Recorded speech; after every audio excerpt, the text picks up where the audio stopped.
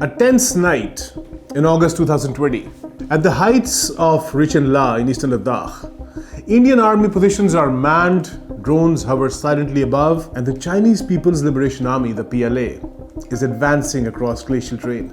Inside the Indian Army Command Center, phones ring incessantly, satellite maps flicker, and the Chief of Army Staff, General Manoj Mukund Naravane, waits for clear political direction. He calls Delhi, trying to get in touch with the Prime Minister Narendra Modi or the Defense Minister Rajnath Shah. For hours he waits, and then comes the infamous call from the Defense Minister: "Jo uchit samjho wo karo." Do whatever you deem appropriate. A simple sentence, but in a nuclear armed border crisis, it leaves the entire burden of escalation on a single commander. This is not a story from decades ago. This is the 21st century.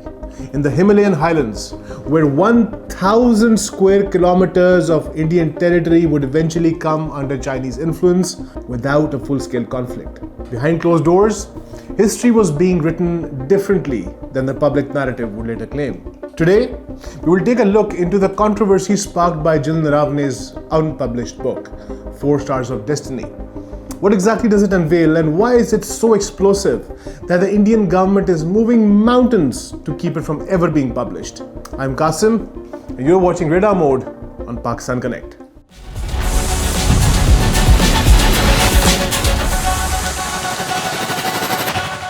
Before we get into the book itself, we need to understand the context.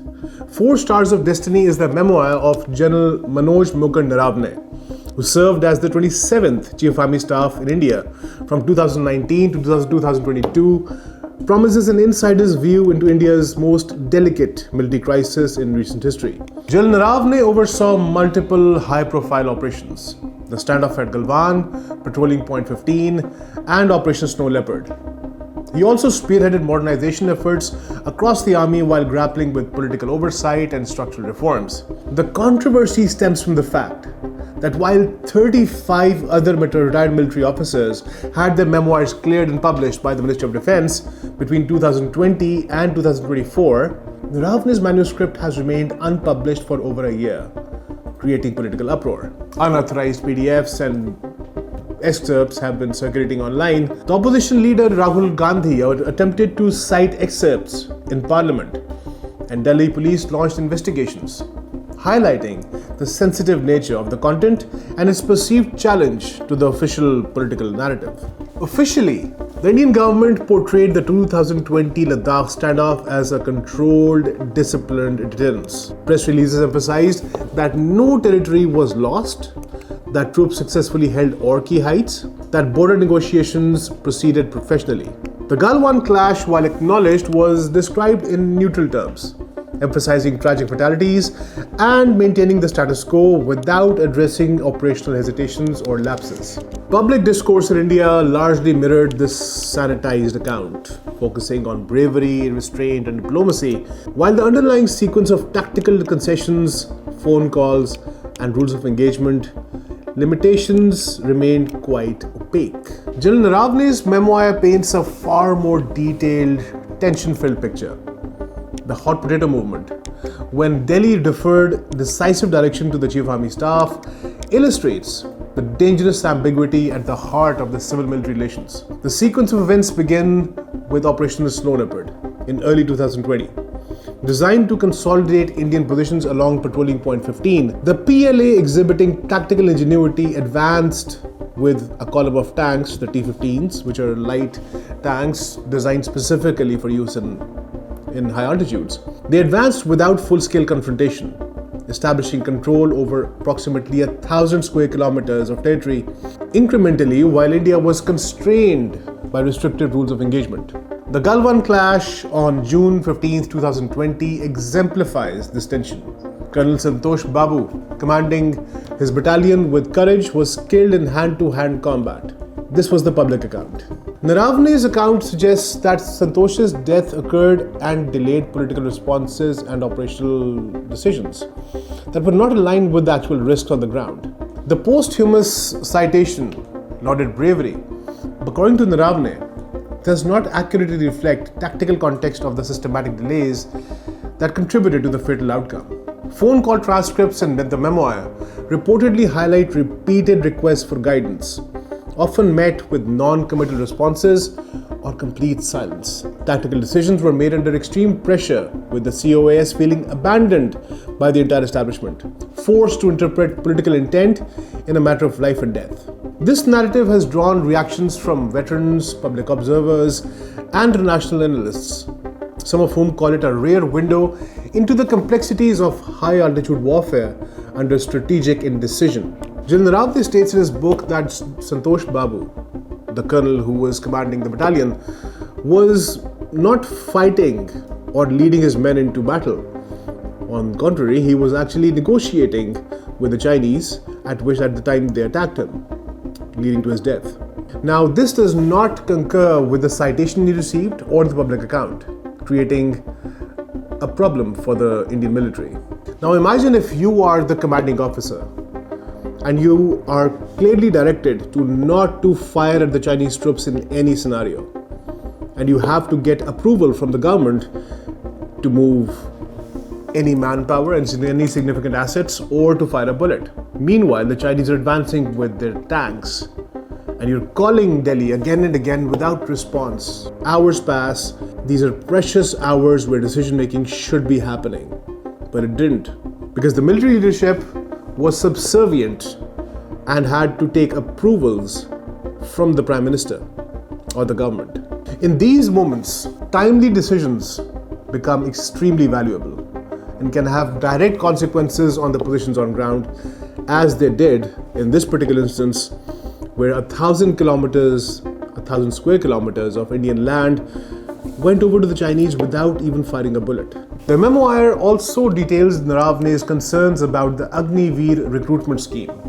Initially proposed as a limited tour of duty pilot, the scheme was expanded unilaterally by the PMO into a 100% short-term intake model for all three services. General Naravane objected to the fiscal and tactical implications, particularly the lack of pension, long-term security for all these recruits. For the length of his tenure, General Naravane was against this scheme pushing through, because he felt that this would ruin the texture of the fabric of the Indian military. Any professional military works in a very close quarter when it comes to the relationships between the people who are serving with me. I need to have complete and absolute faith that I can depend with my life with the people who are serving next to me. In terms of the Agniveer scheme, we all know that this scheme would only engage most of the recruits for about 3 to 4 years, which means that 75% would be trained military men without a job. What would they do then? Where would they employ these skills of learning how to fight a war in public life? Secondly, if I know that my term in the military is just 3 to 4 years, would I form the same bond with someone who has spent 4 to 6 years in training in the Indian Military Academy or the Pakistan Military Academy? I don't think so.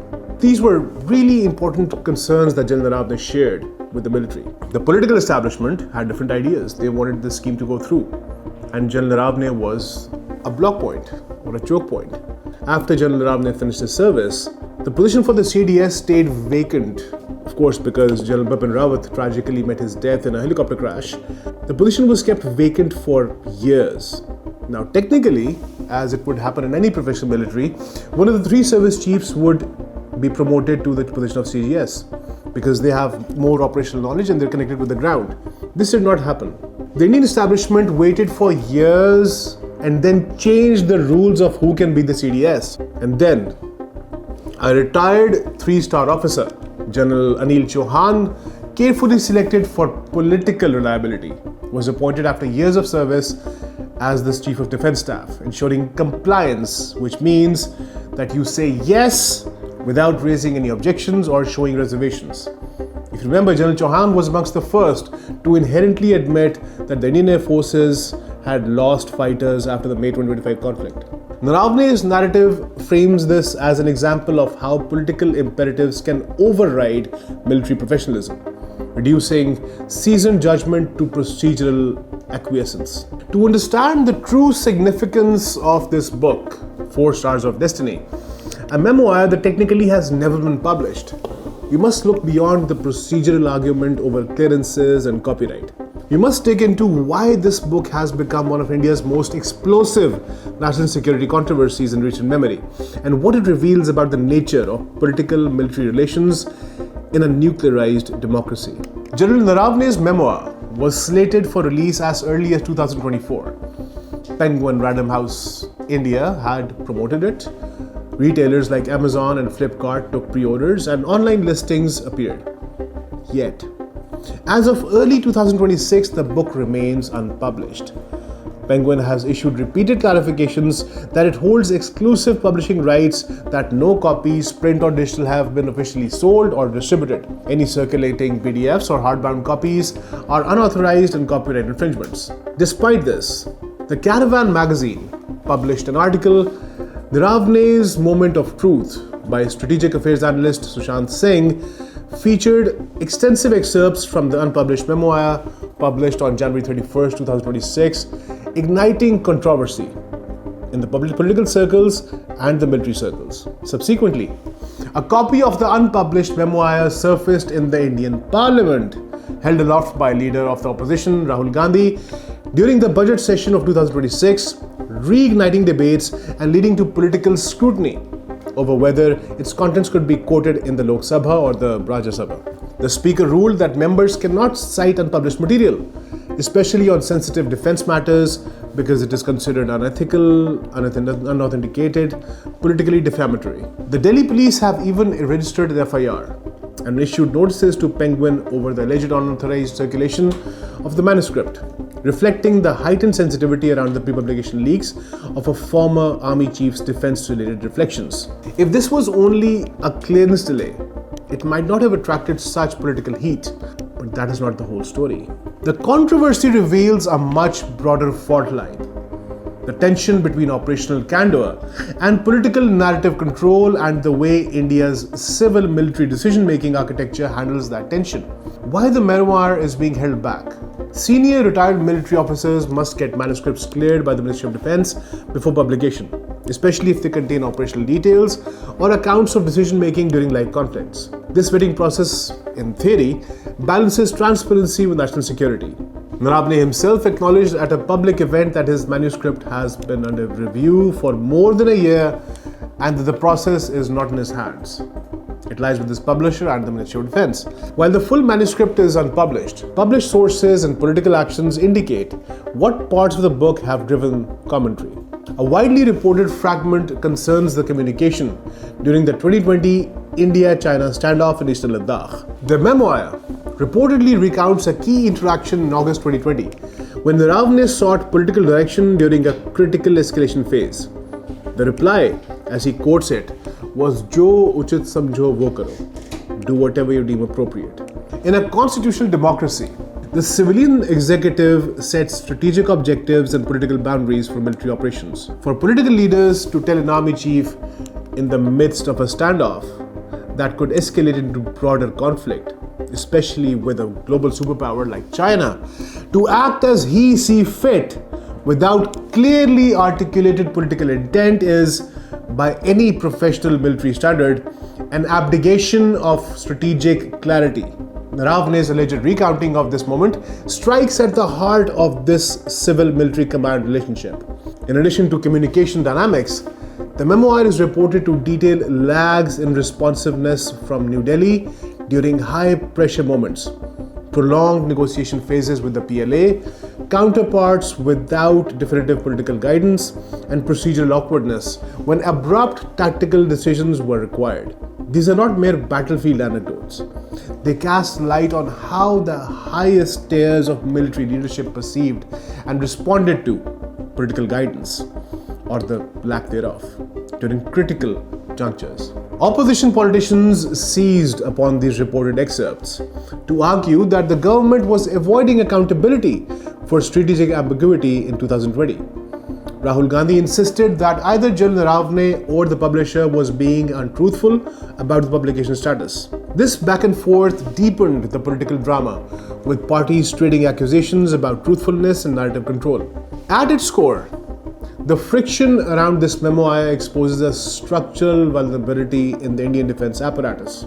When political leadership avoids defining clear, public strategic objectives during a crisis, responsibilities shift downwards and commanders are left navigating on operational landscape without a firm political mandate. General Naravane's memoir illustrates that in some critical moments of the Ladakh crisis, army leaders faced conflicting priorities. On the one hand, to deter and defend against an assertive PLA, and on the other, to conform to political messaging that emphasized restraint, dialogue, and avoidance of any escalation. In military terms, clarity of mission and unity of command are essential.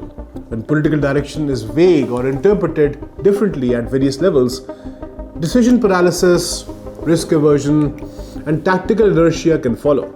A commander cannot initiate war that belongs exclusively to civilian leadership. Yet, without clear escalation thresholds and defined red lines, the military is constrained in responding proactively to evolving threats. This ambiguity can produce outcomes like the creation of buffer zones after tactical advances, when leverage acquired on the battlefield is traded for negotiated disengagement, often with limited political articulation of whether such trades were strategically necessary or politically motivated. More subtly, the controversy reflects how political considerations shape military narratives. If a military account diverges from the official political narrative, even when it is first-hand professional account, authorities may hesitate to release it, fearing not just operational disclosure, but political accountability. The fact that over 35 other books by retired Indian military officers were approved between 2020 and 2024, I believe there also have some books about Operation Sindoor which happened only last year, already published, while Naravane's remains pending, has fueled speculation that this manuscript contains observations that political authorities find just way too sensitive to release without significant vetting. The broader implication, this conflict between transparency and security, between professional military assessment and political narrative control, highlights a deeper dilemma in civil-military relations. A military that feels politically constrained in its recounting of events may also feel operationally restrained during crisis. If commanders perceive that political leadership will not articulate clear strategic intent during escalation, or that political messaging will later override battlefield realities, their ability to deter adversaries and exploit tactical advantage is inherently weakened. And when a former army chief's honest account is caught up in legal notices, parliamentary rows, and delayed clearance, it sends a message. Operational candor might be secondary to political comfort. That perception across the Indian Armed Forces can seep into institutional culture, affecting future command decisions under stress. For Pakistan and other regional observers, the Naravane memoir offers critical insights. India's command structure, constrained by political oversight, delayed decision-making, and risk aversion, creates opportunities for adversaries to exploit strategic indecision. The ability of the PLA to secure 1,000 square kilometers without full-scale war demonstrates tactical patience, intelligence, and operational advantage of a decisive command structure. Understanding these vulnerabilities enables regional powers to anticipate Indian operational hesitations, adjust their own postures, and identify leverage points in border negotiations or escalation scenarios. For Pakistan, these lessons underscore the importance of clear political military alignment in ensuring strategic objectives are translated effectively into operational readiness. Imagine this scenario in Pakistan terms. In May 2025, when the Indian fighters were getting together, they were aligning their sorties, and there was a huge crash of large columns of fighters assembling and preparing for attack. Imagine if the Pakistan Chief Army Staff had to call Islamabad and get their approval. Mere seconds of indecision can result completely different scenarios and outcomes. 4 Stars of Destiny is more than just a memoir. It is a mirror reflecting the consequences of civil-military misalignment, ambiguous directives, and delayed operational responses. From the hot potato moment at Rechenla to the tragic death of Colonel Santosh Babu at Galwan and the highly controversial Agnipath scheme, The narrative illustrates a recurring theme. The Indian military operates most effectively when its political objectives are unambiguous and its commanders empowered with clear mandate and trust. As observed multiple times over the past few years, in the absence of this alignment, operational decisions are constrained, risks multiply, and tactical victories are often overshadowed by strategic compromise. The memoir, in its detail, is a warning and a lesson, not just for India, but for all regional powers observing the fragility of command structures in the face of political indecision.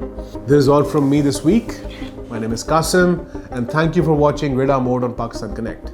Next week, we'll turn our lens to another chapter in institutional inadequacies and miscalculations, India's Hindustan Aeronautics Limited and the AMCA fighter program, exploring how decades of bureaucratic delays and institutional mismanagement have corrupted India's aerospace and defense ambitions, and what this means for regional air power. Till then, stay tuned, stay vigilant, and keep your radar mode on. I'll see you next week.